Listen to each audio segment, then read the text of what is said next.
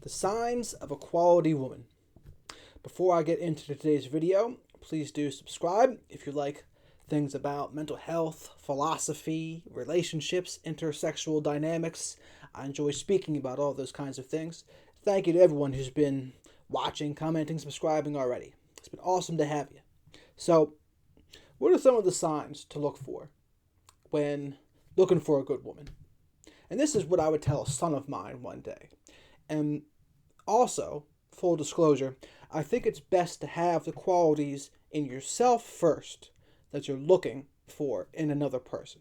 I think that goes without saying. Like attracts like anyway, so if we're constantly attracting people that aren't good, probably we are the common denominator in that relationship or in those relationships, and there's something that we should be doing differently.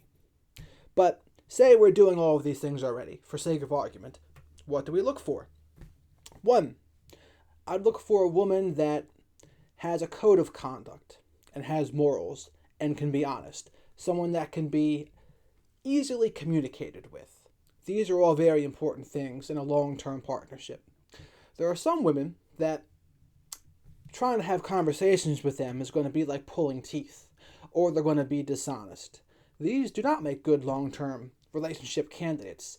Your partnership will constantly be under stress and strain because they're not a good communicator. You're not going to work well together. So that's a problem. You'd want a woman that is okay being single and is happy while single and is content. Now, some women, they need someone, as of course men might too, but they need someone. They don't just want them, they need them to be okay. And that's another red flag. You want someone who wants you, but is okay without you. That is what's ideal. Another thing, you want to pay attention to, say if a woman has a boyfriend, how does she act in her relationship? Is she extremely flirtatious? Does she still try to get all sorts of male attention? And in a conversation with you, how does she act with you? And I've had women that I've spoken to that are in relationships, and within the first 2 to 3 sentences, they say they have a boyfriend, or they say they're married, or they give a one-word answers, and it's kind of annoying, but at the same time, I'd be happy if I was their boyfriend. I'd be like, yeah, you know what? That guy's boyfriend is probably pretty happy that she instantly says all of those things right off the bat and is not really giving the conversation or flirtation any chance for some light, for some exposure to grow. And it's good. And maybe that takes it to a little bit of an extreme. I'm not saying you can't talk to anyone of the opposite sex if you're in a relationship, but I tell you, it really did impress me. And I'm sure her boyfriend is very happy, like I said, that she's being a little more dismissive. It's like, yeah, you can trust a woman like that. You know she's going to be loyal. Hey, great thing. What else? I would say also, what kind of attention does the woman thrive on? Does she get excited just around one person? That's a good thing. Does she get excited and brightened up from any male attention at all, regardless of who it is? That's a little more problematic.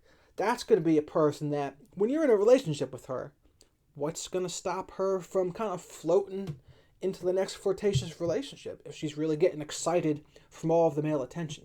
You want someone who's going to be excited and picky about one person, not the whole opposite sex. That's because there's always going to be a person that comes around that makes more money, that's better looking, and the woman who gets excited from any male attention is much more vulnerable to going off with that better guy.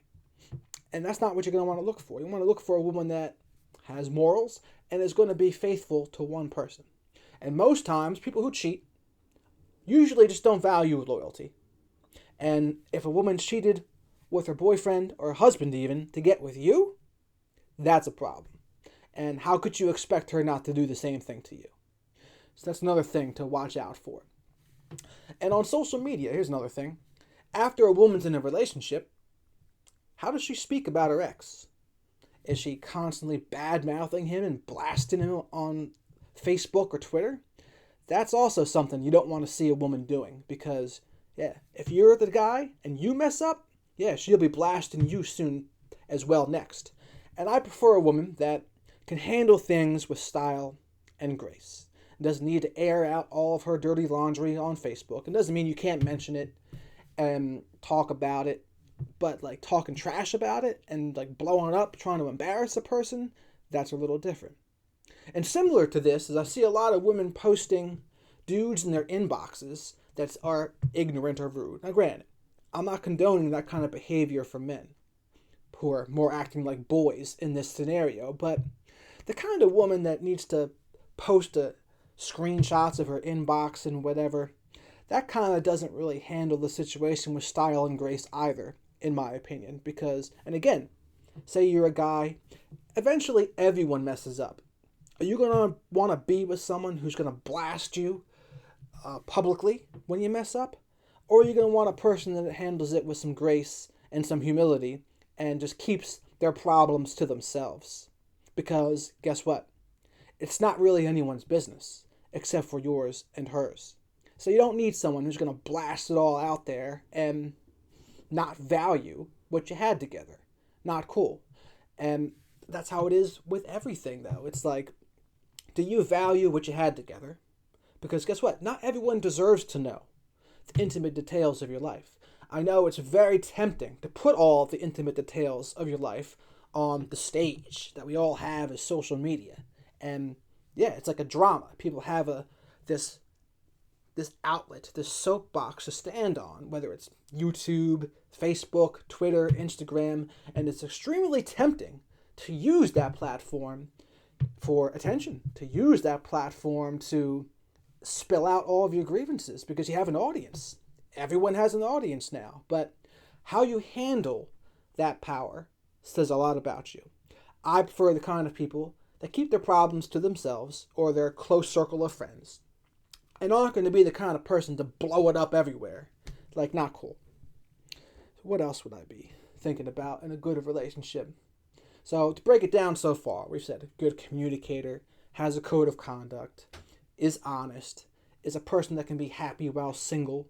It's not going to need someone, is okay on their own, but they want to be with someone. They haven't cheated on their significant others to get with you. That's another bad one. They thrive off of one man's attention, not all men's attention.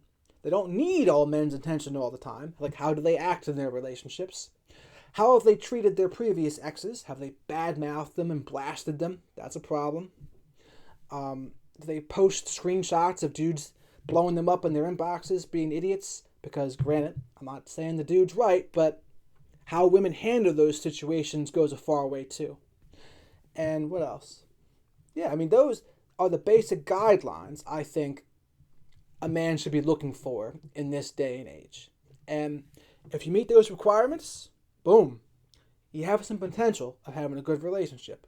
And of course, men, there's equivalents that we should be doing as well. And perhaps I'll make a video soon specifically to address how we can be being the best we can be too. But this video is about the signs of a good woman. And those are the things that I would be looking for. And if I had a son, I would communicate to him those are the qualities to look for. Right? Some humility, grace. They're not going to be so attention-seeking all the time. How are they going to act when they have a boyfriend? Flirtatious with everyone.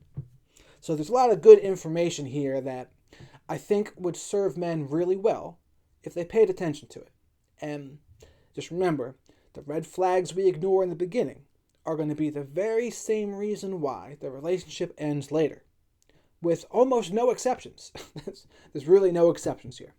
So please let me know below what you think about my list here. Do you agree with me, disagree with me? Do you think I should have added any? Are there any I should have excluded that you didn't agree with? Please let me know. And with that, have a good one.